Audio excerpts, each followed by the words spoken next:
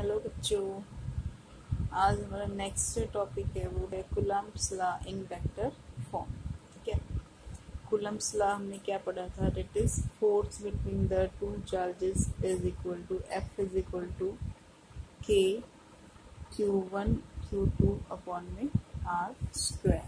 ठीक है, अब जो फोर्स है एक वेक्टर क्वांटिटी है। ठीक है, तो Coulomb's law in vector form यानी कि हम इस फोर्स की डायरेक्शन की बात कर रहे हैं। ओके, यानी कि इस फॉर्मूले को हम डायरेक्शन के साथ एक्सप्लेन करेंगे। ओके, तो अब देखो इस चीज को जो मैंने यहाँ r is equal to R1 minus R2 या R2 माइनस R1 जो मैं लिख रही हूँ, इसको मैं कैसे लिख रही हूँ, यहाँ से आप इसको समझ सकते हो। जैसे कि आपका ये R1 हो गया, ये वाला कोऑर्डिनेट Q1 का ओरिजिन के रिस्पेक्ट में, ठीक है, और Q2 का हो गया R2। तो यदि मैं इस डायरेक्शन में R लूँ तो ये मेरा हो जाएगा R1 माइनस R2, और यदि मैं इस डायरेक्शन में लूँ तो ये हो जाएगा R2 माइनस R1। ठीक है, यानी Q1 के ऊपर जो फोर्स लग रहा है डेट इज F12, वो इस डायरेक्शन में लग रहा है।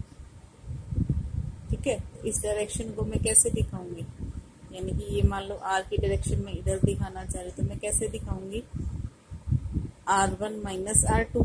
ठीक है, और यदि मैं F21 यानी कि force on Q2 due to Q1 दिखाना चाहूंगी तो वो इस साइड हो जाएगा। उसकी डायरेक्शन में कैसे दिखाऊंगी, R2 माइनस R1 से।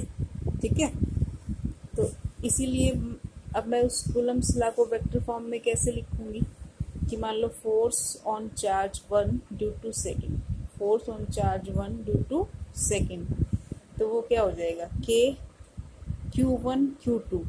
ठीक है, और ये था R स्क्वायर।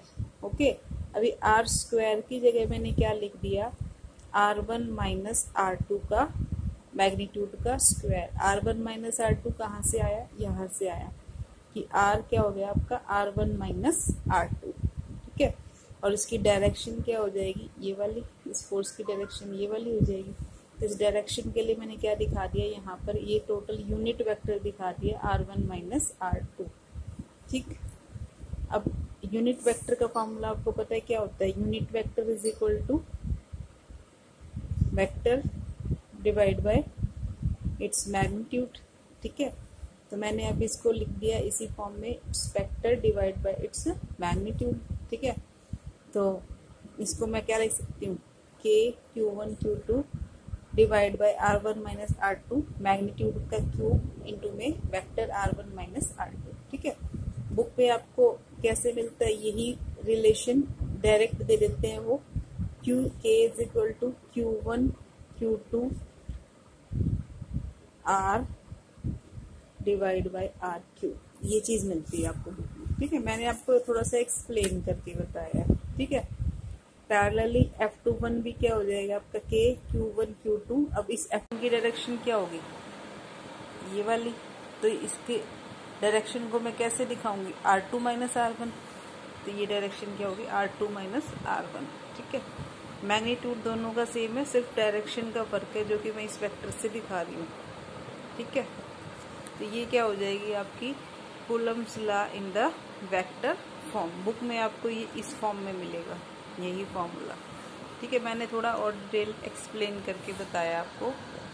उसके बाद है comparison of electrostatic force with the gravitational force. How we can compare the electrostatic force and the gravitational force. तो इलेक्ट्रोस्टैटिक फोर्स का फॉर्मूला क्या होता है, K Q1 Q2 by R square. Gravitational का क्या होता है, 11th में पढ़ा है आपने, G M1 M2 bye R square. ठीक है, इनमें सिमिलैरिटी क्या होती है कि both follow the inverse square relation, दोनों में ये है। Acts along the line joining the centre of the bodies, दोनों ही फोर्स कहाँ एक्ट करते हैं, अलोंग द सेंट्रल लाइन। मान लीजिए ये दो बॉडीज है, ठीक है, इनके सेंटर पे जो लाइन, सेंटर को जो लाइन ज्वाइन करती है उसके अलोंग ये दोनों फोर्स एक्ट करते हैं। ग्रेविटेशनल फोर्स होगा तो वो अट्रैक्ट करेंगे एक दूसरे को, और इलेक्ट्रोस्टैटिक होगा तो वो अट्रैक्टिव भी हो सकते हैं और रिपल्सिव भी हो सकते हैं, पर वो एक्ट कहाँ करेंगे, इस लाइन के अलोंग, इस लाइन के अलोंग।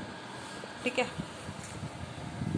फिर है डिफरेंस। डिफरेंस क्या है कि जी इज यूनिवर्सल कांस्टेंट, जी की वैल्यू हर जगह सेम रहती है, बट के की वैल्यू चेंज होती रहती है, depends upon the medium, medium के अकॉर्डिंग, ठीक है। और एफ जी हमेशा अट्रैक्टिव होता है, ग्रेविटेशनल फोर्स हमेशा अट्रैक्टिव होता है, पर आपका इलेक्ट्रोस्टैटिक फोर्स अट्रैक्टिव भी हो सकता है और रिपल्सिव भी हो सकता है, ठीक है। फिर मैंने आपको न्यूमेरिकल करवाया था, find the ratio of electrostatic force to the gravitational force between the two electrons kept in the free space, ठीक है।